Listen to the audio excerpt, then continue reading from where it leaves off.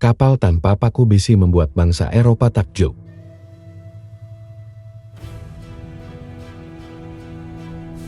Di tengah Samudra Biru Nusantara, berdiri kerajaan-kerajaan besar yang menguasai laut dan angin. Salah satunya adalah Majapahit, pusat maritim dan kekuasaan terbesar di Asia Tenggara kala itu. Pelabuhan-pelabuhan sibuk menjadi nadi perdagangan rempah-rempah dan emas. Di tepi hutan tropis, para tukang kayu membangun sesuatu yang luar biasa. Sebuah kapal raksasa disatukan bukan dengan paku besi, tapi pasak kayu yang presisi.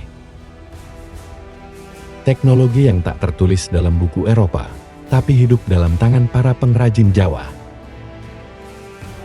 Inilah kapal Jong, raksasa laut buatan Nusantara. Berderet di pelabuhan, setiap jong bagaikan benteng terapung. Satu jong mampu mengangkut hingga 1000 ton rempah dan logam mulia. Dengan layar tanja dan kemudi ganda, jong melaju lincah melawan arus.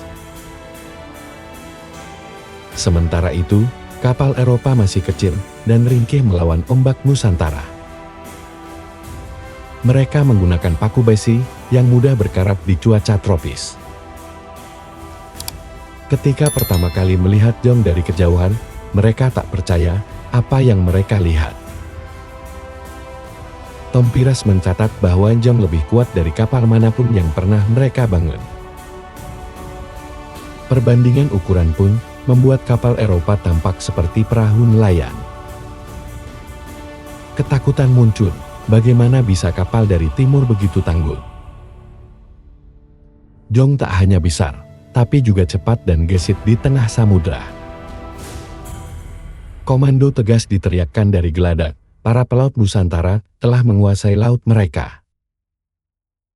Jong menjelajah ke segala penjuru Asia membawa rempah, diplomasi, dan kekuasaan. Ia menjadi jembatan emas bagi perdagangan lintas benua. Kemudi ganda memberi kendali luar biasa atas kapal raksasa ini. Setiap bagiannya dirancang dengan kearifan lokal dan daya tahan iklim tropis. Saat badai menerpa, jong tetap teguh. Papan-papan kayu itu seperti saling merangkul. Jong tak hanya jago di samudra, ia juga lincah di sungai-sungai sempit Nusantara. Fajar menyingsing, dan armada jong kembali berlayar menantang cakrawala. Ilmu membangun jong diwariskan secara lisan dan lewat naskah-naskah kuno. Saat dibutuhkan, jong berubah menjadi kapal perang yang menggetarkan. Meriam dan panah api jadi bagian dari strategi laut Nusantara. Beberapa armada Eropa bahkan terpaksa mundur setelah hadapi perlawanan jong. Para pelaut merayakan kemenangan di bawah cahaya rembulan dan bendera Nusantara. Hari ini, sisa-sisa kejayaan jong mulai ditemukan kembali. Museum dan peneliti menghidupkan kembali gambaran kemegahannya.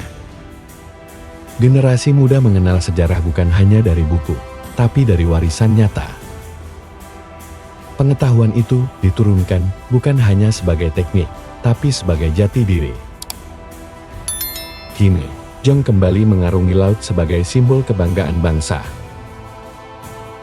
Ia bukan sekadar kapal, ia adalah pernyataan kemerdekaan di samudra. Di atas dek kayu itu, semangat nenek moyang kembali hidup.